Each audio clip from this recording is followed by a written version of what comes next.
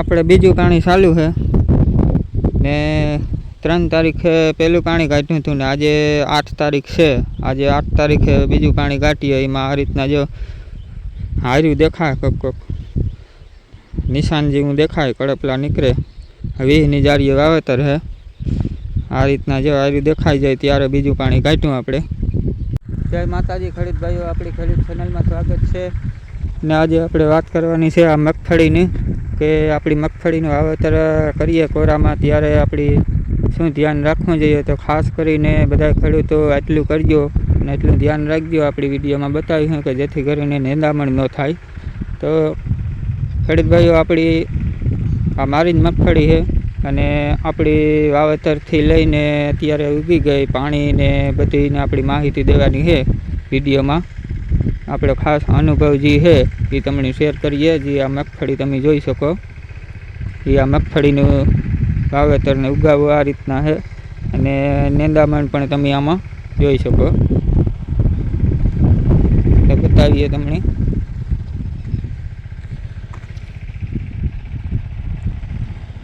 આ બાજુ ક્યાંક નિંદામણ છે, એક અહીંયા છે, બાકી ગરકે ક્યાંક છે.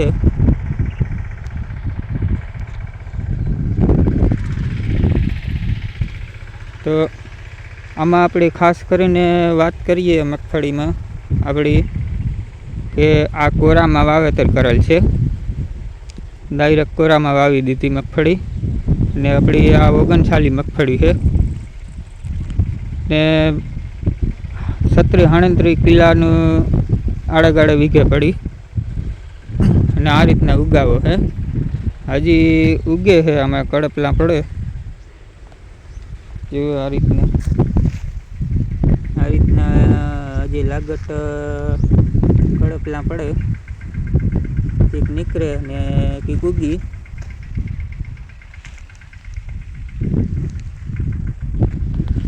તો આ રીતના કંઈક જે નીકળે ને કંઈક ઉગાવો થગો એ રીતના છે. અને આપણી વાત કરીએ આની વાવેતર ક્યારે કર્યું એ, તો આપણી આ મગફળીનું વાવેતર છે એ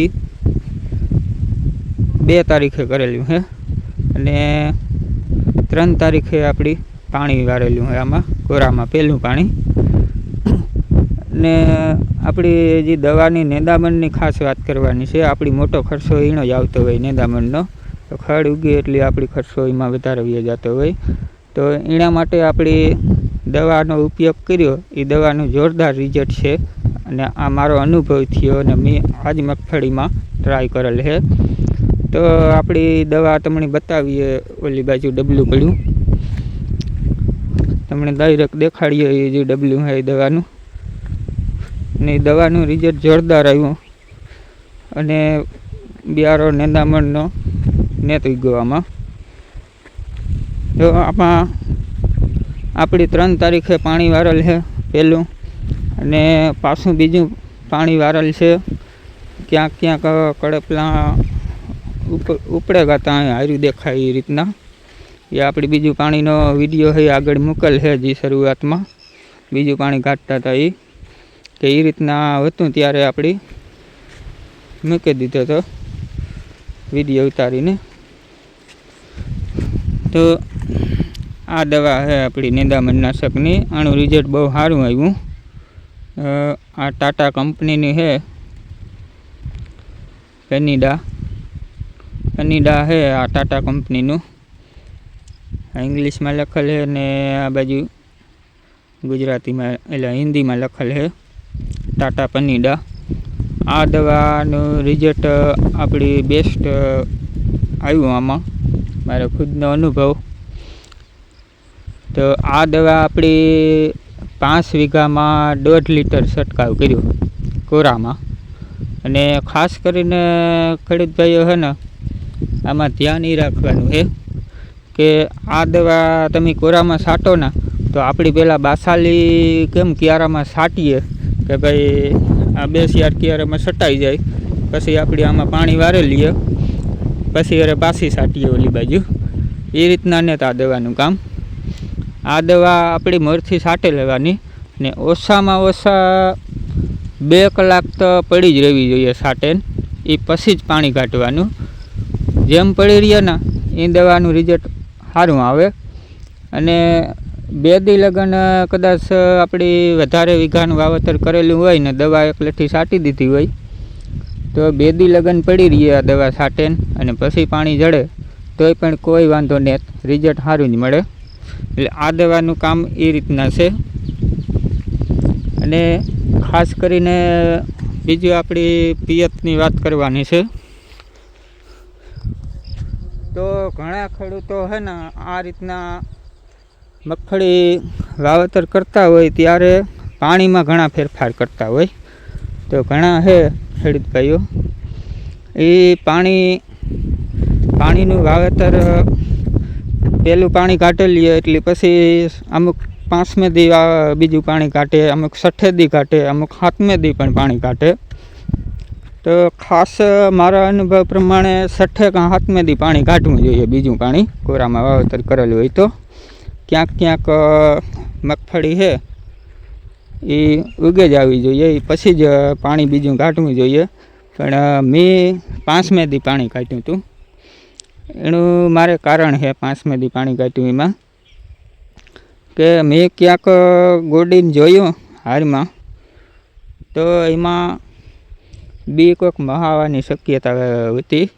પાવડર જેવું થઈ જતું હતું અહીં મહાઈ જાય એવું. એ વાતાવરણને લીધે અમુક તાપમાનની ડિગ્રી વધારે હોય, 1-2 દિવસ આવી ગઈ હોય વાવેતર કર્યાનું પાણી કાઢ્યું હોય ત્યારે, એટલી જમીન અત્યારે તો બહુ ગરમી ઉકળાટ દેતી હોય એટલે એ પણ શક્યતા રહીએ. અને બીમાં આપણી કોઈ જાતનું મૂંડાનું કે કોઈ દવા નથી ફેરવી, કે ડાયથન જે આવે પાવડર એ છાંટી દીધું હતું એમાં ને એ ભેરવ્યું હતું બિયારણમાં. ને ઓલી બાજુની મગફળી આપણી છે હમણાં બતાવી એમાં પહેલાં પાણી કાઢેલું હતું ને આમાં પછી કાઢેલ છે. એટલે આ રીતના આપણી મગફળીમાં નિંદામણનો જોરદાર રિઝલ્ટ છે. ને આમાં જેવો આ કિયારાઓમાં આ જે પાટલું છે એમાં આપણી સાણિયું ખાતર નાખેલ છે. સાણિયું ખાતર નાખેલ છે તો આમાં પણ આપણી નિંદામણ નથી ગયું. અને હજી બિયારણ નિંદામણનું આમાં દેખાતું નથી, કોક જ છે. જોકે હાવ કંઈ 100% રિઝલ્ટ ન આવતું હોય પણ આ મારા અંદાજ પ્રમાણે 80% રિઝલ્ટ આવ્યું, 20% જ ખડ નીકળ્યું. ને ઘણાનું કહેવું છે કે આ દવાઈથી ખડ ઉગતું જાય ને બળતું જાય. એ આપણી અનુભવ કરવાનો છે. એ આપણી આગળ વિડીયોમાં જોયું કે જે આ અમુક બિયારણ છે એ નીકળે એમને એમ કે પછી ઉગેને બરે જાય. એટલે એનો પણ વિડીયો મૂક્યો. તો આ દવાનો આપણે અનુભવ આ પહેલી વાર કર્યો, મેં જ ટ્રાય કરી આમાં. તો ખાસ કરીને તમે આમાં ટ્રાય કરજો કોરામાં વાવેતર કરતા હોય એ.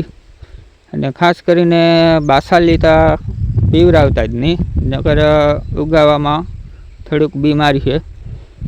એટલે આ દવાનો ઉપયોગ કરજો. મારે કાયદેસર રિઝલ્ટ જડ્યું ને આપણે એનો વિડીયો બનાવ્યો કે જેથી કરીને ખેડૂતોને ફાયદો થાય. અને જે ખેડૂત ભાઈએ આ દવાનો ઉપયોગ કર્યો હોય અને રિઝલ્ટ જડ્યું હોય એ કોમેન્ટમાં જણાવજો આનું કેવું કામ છે, જેથી કરીને બીજા ખેડૂતોને પણ ખબર પડે કોમેન્ટ વાંચતા હોય તો.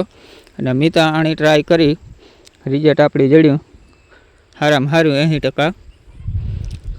તો આમાં પાણીમાં આ રીતના આપણે કર્યું ને અત્યારે આપણી 3 તારીખે બીજું પાણી પહેલું પાણી કાઢ્યું હતું 3 તારીખે અને 5મે દી બીજું પાણી કાઢ્યું હતું. અને આજે તારીખ 13 છે. તો આપણી 13 તારીખ છે તો આપણી આ મગફળીના આમ જઈએ તો 10 દિવસની આજુબાજુ થઈ ગયા. પણ 5મે દી પાણી કાઢ્યું એમાં મગફળી હજી આ ઉગાવવાનું ચાલુ છે જો. ને આની જગ્યાએ કદાચ 6ઠે 7મે દિવસે જો બીજું પાણી કાઢ્યું હોત તો મગફળીનો ઉગાવો બીજા પાણીમાં બધો થઈ જાત. પણ બી કોઈક માહાતું હતું એટલે આપણે ચેક કર્યું હતું. ઠીક છે કે અલગ અલગ જમીનમાં બધાની ફેરફાર હોય, 1-2 દિવસની આગળ પાછળ પાણી હોય બીજું પાણી કાઢવાનું. તો આ રીતના આપણી મગફળીમાં નિંદામણ જરાય થાય નહીં ને ઉગે જ નહીં. એટલે આ દવાનો ઉપયોગ કરજો. તો ખેડૂત ભાઈઓ વિડીયો સારો લાગ્યો હોય તો લાઈક કરી દીજો અને કોમેન્ટ જરૂર કરજો અને ચેનલમાં નવા હોય તો સબસ્ક્રાઈબ કરી દીજો. તો મળીએ બીજા વિડીયોમાં. જય માતાજી બધાય ખેડૂત ભાઈઓને.